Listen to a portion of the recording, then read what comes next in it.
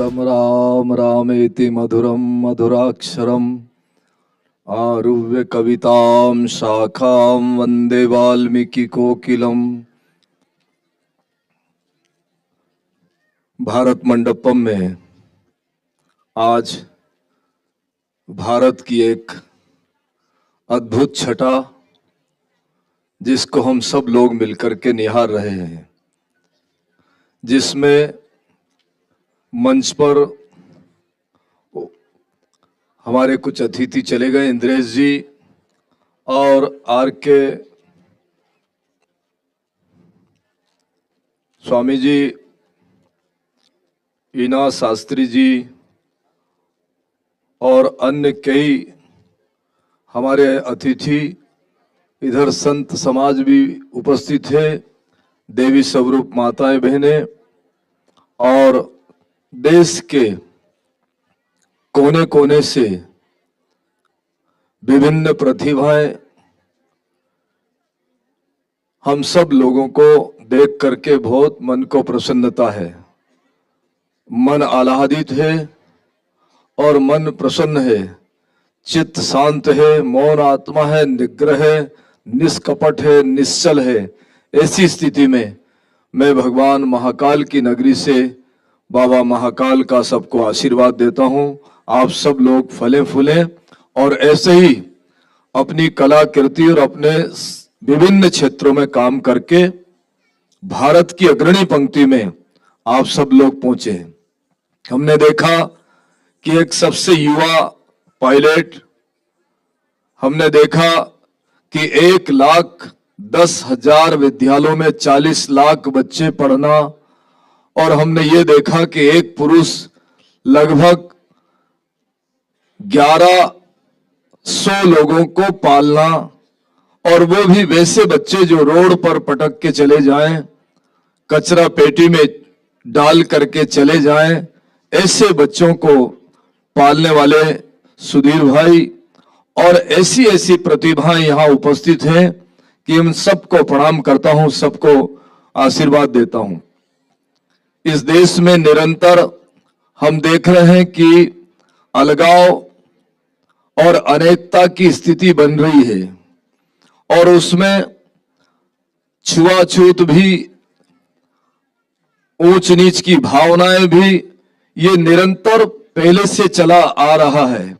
लेकिन आज की इस विषम परिस्थितियों में भी और इस भौतिकवाद में भी कुछ देश के ऐसी महान विभूतियां हैं जो देश के समस्त क्षेत्रों में काम करने वालों को एक मंच पर ला करके, एक साथ बिठा करके, एक साथ उनका सम्मान करके, एक क्षेत्र में सबको ला करके वो सामाजिक समरसता और एकात्मता का पाठ पढ़ा रहे हैं।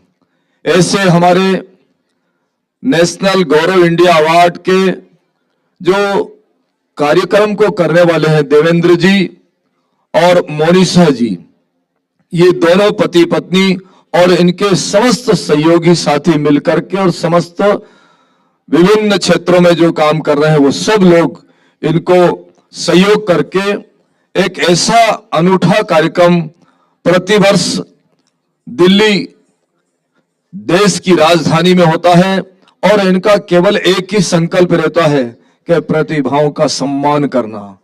और मैं ये मानता हूं कि आपका और हमारा सबका सम्मान ईश्वर ने किया कि हमको मनुष्य जीवन में भेजा, और वो भी भारत की पवित्र भूमि में भेजा है।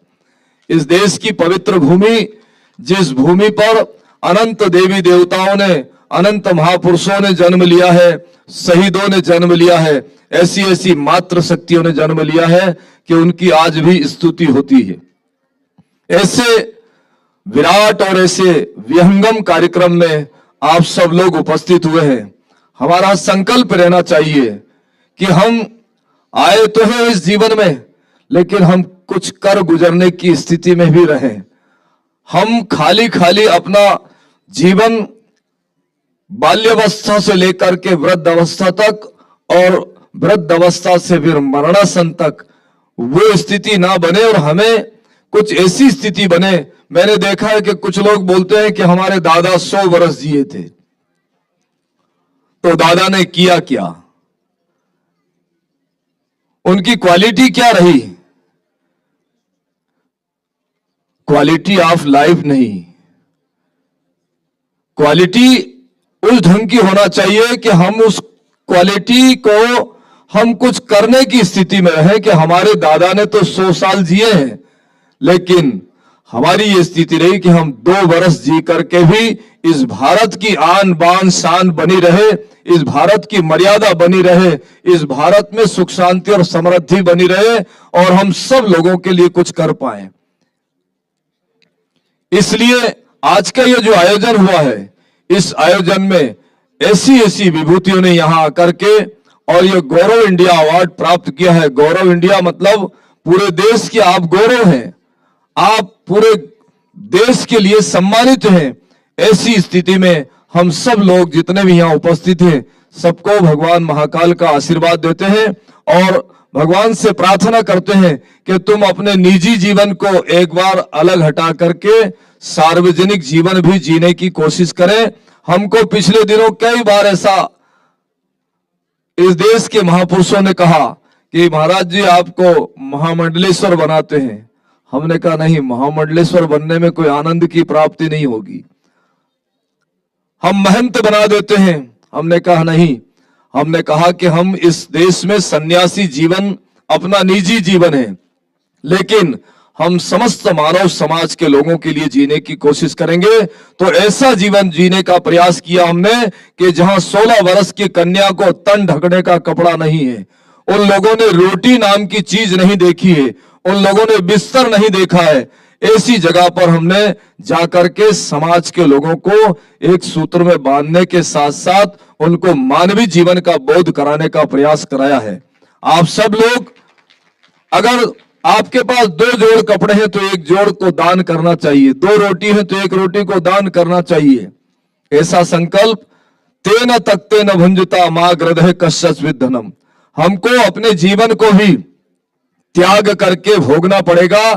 जैसा जीवन देवेंद्र पवार जी और मोनिशा जी दोनों मिलकर के, ये दोनों पति पत्नी के मन में निरंतर 9 महीने तक, 10 महीने तक और 11 महीने तक केवल एक ही लगन रहती है कि इस देश में कौन किस क्षेत्र में काम कर रहा है और उसको भारत की राजधानी में लाकर के विज्ञान भवन और भारत मंडपम में लाकर के उस मंच पर सब लोगों के साथ में मिल करके उनका सम्मान किया जाए।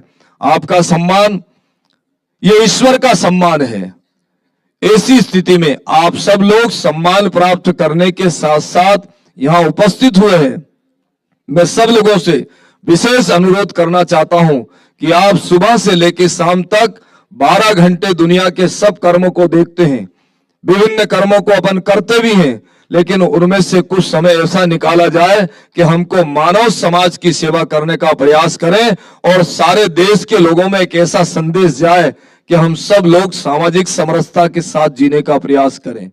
सब लोग हम एकात्मता के साथ जीने का प्रयास करें और उस जीने में भी ऐसा जीना जैसे एकल संस्था ने 1,11,000 विद्यालय खोल करके 40 लाख बच्चों को पढ़ाने और लिखाने का और उनको अपने पांव पे खड़े करने का ऐसा प्रयास कराया, जो प्रयास परमपिता परमात्मा को भी वंदनीय हो गया। उन्होंने भी प्रणाम किया और उन सब लोगों को।